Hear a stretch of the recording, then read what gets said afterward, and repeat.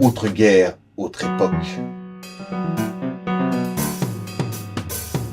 Voilà que les querelles qu'on aurait cru enterrer au mieux se remémorent aux souvenirs communs dans la pire confusion totale. L'espace séparant les morts des vivants est aboli, que celui séparant le monde virtuel du réel. Le temps soignant les plaies est distendu par l'immédiateté, l'individualisme, le court-termisme et s'évanouit physiquement. Pour vous faire confondre guerre mondiale, compétitivité, déshumanité. On y croirait presque entendre des bruits de bottes provenant d'un lointain augmenté résonner à nos portes. Le repli sur soi rejette la faute à la pourriture d'un monde d'ailleurs, mais n'en préserve pas moins celle qui se loge confinée sous son paillasson.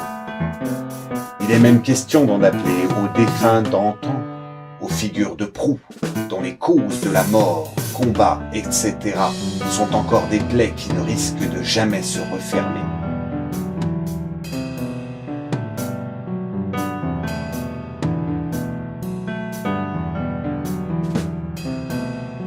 Tant de morts parlent aux vivants, de mots qu'ils auraient laissés en testament, dont on ignore tout de l'identité réelle, morale, des propriétaires privés s'en faisant leur écho d'outre-tombe. Les libertés qu'ils ont acquis pour nous, au péril de leur vie jadis, deviennent identitaires, d'une entité amalgamant des marchands du temple, de morts propres, de meurtres pas vus, pas pris, des leçons d'honneur, de leçons de morale et des donneurs d'ordre peu scrupuleux.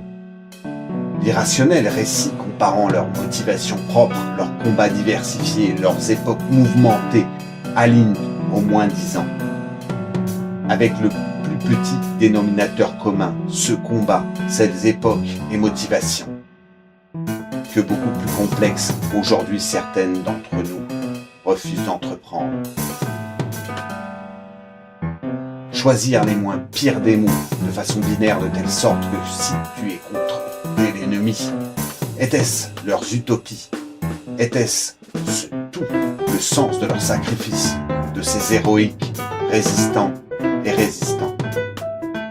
Certaines peuvent penser que peu doit leur importer aujourd'hui aux héros d'autrefois, aux vainqueurs ayant gagné le droit d'écrire l'histoire, qu'ils servent une cause dont l'utile n'a de commun que ce que les mémoires oubliées. Est-il besoin de faire un reset aux esprits les plus fébriles et perturbés qu'on ne souhaite pour que se ravivent les mémoires mortes, par exemple, d'enfants africains ensevelis à tout jamais dans les mines de coltan?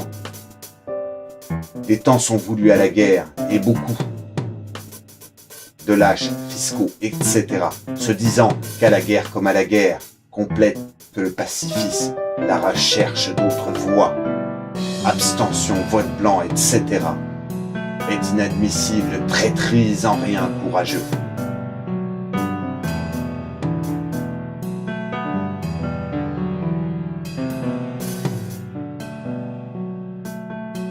L'accusation de déserteur-désertrice n'est pas plus loin que le bout du nez des joues rouges, enfantines et présumées naïves qu'on nous afflige. Coupable de s'abstenir de voter blanc est la seule liberté qu'il ne nous sera même pas accordée. Plane alors l'épée de Damoclès au-dessus de nos langues, jusqu'à dans les moindres recoins de notre cortex.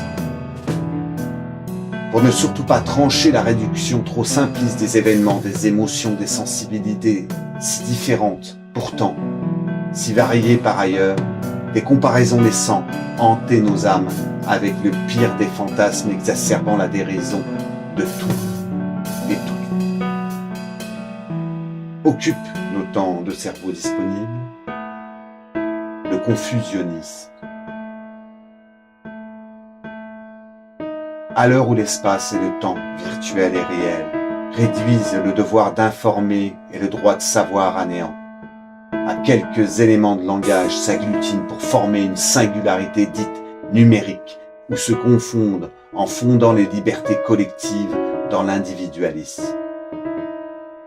la surveillance généralisée de nos vies privées et intimes dans le mercantilisme, l'arbitraire d'un réseau qu'on nous dit pourtant social nous juge radical, extrémiste et surtout indigne de publier quoi que cela soit, qui ne puisse échapper à la censure des guerriers.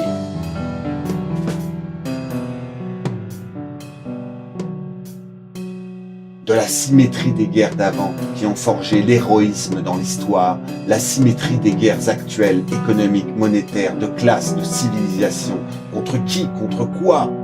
D'ailleurs, si ce n'est que la compétitivité démographique des plus endettés, pour épuiser les dernières ressources, pour fasciner la fin programmée du travail et de l'emploi, avec le consumérisme déréglant le climat, nous mettant en grand danger. Cette asymétrie invite à écrire et marquer quel acte héroïque.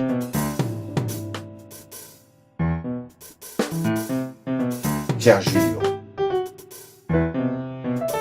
Outre-guerre,